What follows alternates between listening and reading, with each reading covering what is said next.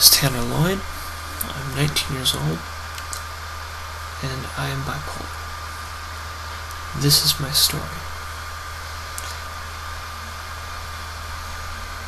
When someone comes into bipolar disorder, it's called presenting. They present into a certain side of it. I presented with depression. I presented into the disorder with a depressive episode. That was back in 2008. 2008, I got so lonely, I got so sad, that basically I ended up on the verge of killing myself. I was not only depressed, I was a little bit manic, I was a little bit crazy, because I sincerely thought that my brain could shut itself down, could choose to shut itself down. I was in the hospital, I remember this very clearly. I was in the ER, and I was sitting there curled up, right, thinking, okay, my brain's gonna shut down any moment because it wants to, desperately wants to.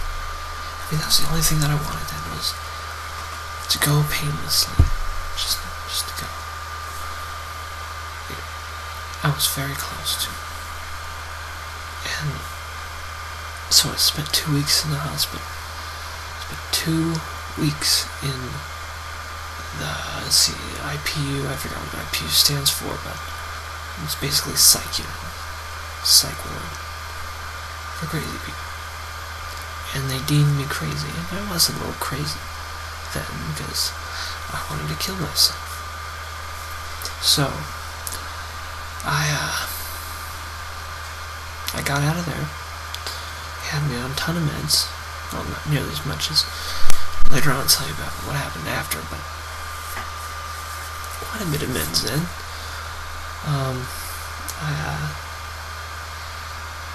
I was still very depressed. I was, at least I hit a valley, I was flat. A flat valley for a while, emotionally. And that lasted for about a year. Until my junior year of high school, and that was sophomore year. So we're talking now about 2009, 2010, late 2009. I started at a totally different school, because before I was at an alternative school, and now they thought that it would be a good idea to put me back into a regular system to get some structure and whatnot. So I went back to a regular school, the school I got to before, and I started hanging out with some of my old friends. By this time, they had totally morphed. They changed. Socially, they changed to a completely different group. There was new members, there was, members that were lacking, members that weren't really there as much. So I got involved with them, and that started the social thing. I actually started hanging out for once, because before that, I didn't even understand the concept of hanging out. I was that lonely before. So I started hanging out with those guys. And then I got a little disillusioned with them, because they had some differences of sorts. I realized they weren't quite the right fit for me. So I started talking to some other people, and that's when things really took off, because I think it was around that time that I started taking Seroquel as well. And Seroquel, great drug, okay, great medication. It really got me going. I started taking that, and I started talking to new people, and as you know it, over the next few months, my level of happiness took off. It took off, okay? I went from being this hobo-looking kid to this completely different looking kid. Like I was pretty good looking back then, okay? I'm not gonna lie, better looking than I am now. I don't know. You think I'm good looking? Back then, you would have thought that. Definitely, okay. I might have been a little scrawny, but people turned their heads. Anyway, I spent the better part of 5 months just getting better and better and better, unnecessarily better. And they didn't realize it, but I was actually moving into a manic episode. I was losing my mind, little bit by bit, and what helped that was marijuana. Hey, I'm fine with marijuana. In fact, I voted to legalize it in my state just a couple of days ago. And, well, it screwed me over. But I understand it doesn't screw tons of other people over. Anyway, so I smoked quite a bit of marijuana. And that really drove me insane. Don't give marijuana to a bipolar kid, okay, or someone who could be bipolar. Don't do that. It's like giving, I don't know, I can't even think of an analogy. It's so screwed up. Don't do that. Anyway, by May of 2010, I had completely lost my mind. And it was by the end of that school year that I was running around, skipping school. I mean, I was a good kid. Suddenly I was skipping school because I didn't know where my head was. I didn't know where things were. Okay, up was down, down was up. I mean, left was right. Things were completely different. I thought I was the Messiah. Okay, I thought I was the king of the world, literally. Like, I had the blood of Jesus Christ in me or something. Like, you know, the Da Vinci Code and shit like that, you know.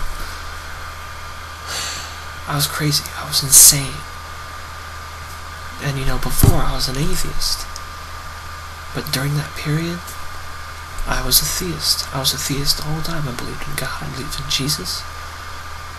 Now, after that summer, after being hospitalized, I went back to being an atheist. And I still am today. But, for the longest time, a year after I was... Oh, by the way, that summer was horrible. Okay, first part, yeah, really fun and stuff. You're crazy, you're running around. It's great, right? It's fun. But at the end of that summer, I mean... Because basically I spent the whole summer in the hospital. Okay, I spent the whole summer in a psych ward, in a crazy bin, okay? So it eventually got pretty bad when I started waking up and realized, oh fuck, I'm here, okay? So, okay, that summer was over. I went back home. I was still a little bit manic. I mean, I believe the weirdest things, I believe the strangest things, and I'm not going to give examples because they're too strange for YouTube. And trust me, I've been to the weird side of YouTube. This tops it. This is much stranger. Yeah, I've been to the weird side of YouTube. You don't want to go there either. But basically, like, I was wiped clean. My brain, my cognitive ability. I tried to work in school that year. I couldn't do it. I could not do it. It was harder than hard. I could not do the simplest task. I don't know if other people have experienced this. No, I haven't heard the same thing. When I describe my experience to other bipolar people, they don't always say, you know, yeah, well, okay, they never say that they experience the same thing. But anyway, I spent that summer, summer. Senior year, might as well came next. Senior year was horrible. Senior year, I could not do any work. I eventually stopped going to school, and they were fine that I had a 504. I had a 504 plan, which basically leveled the playing field and let me skip out. Because, you know, I just could not do the most simple things. my brain, my cognitive, it was all just wiped. It was wiped out. So I kept chugging along. I didn't graduate that year. So I was heartbroken, I spent the last 4 or 5 years thinking I was going to graduate with this group of people. I came from the same middle school, went through all of high school. I thought I was going to graduate with them, the group of 2011. But no, I graduated this year because in late 2011 I started getting better. Why? Because my mom got cancer. And she, it was a blessing in disguise. I'm not saying it's a good thing. I'm saying the way I reacted was good. Because I was on the cuff, okay? I was on point the whole time. I worked my butt off trying to help her, and that really spurred me on. So I got better. I went back to school so that she wouldn't worry about me, and ultimately in 2012 I graduated because of that shock to my system. It woke me up. It brought back so much of my cognitive ability, and I worked on it to preserve it, and I expanded it, and I continued, all while staying on medication, all while understanding that I do not want to go back down that road of mania and depression. So for the last 2 years I've been on an even keel. A steady improvement, linear improvement, not an exponential thing like before. So I stayed on my medication. I went through. So here I am. I graduated. See, it's October. So I graduated 4 months ago. Well, it's almost November, so almost 5 months ago. So that's my story. That's kind of where I am, and things can change, things can happen, and you've got to stay on your meds, okay? That's the same thing to say to someone who has bipolar, sort of. From one bipolar person to another bipolar person, stay on your meds.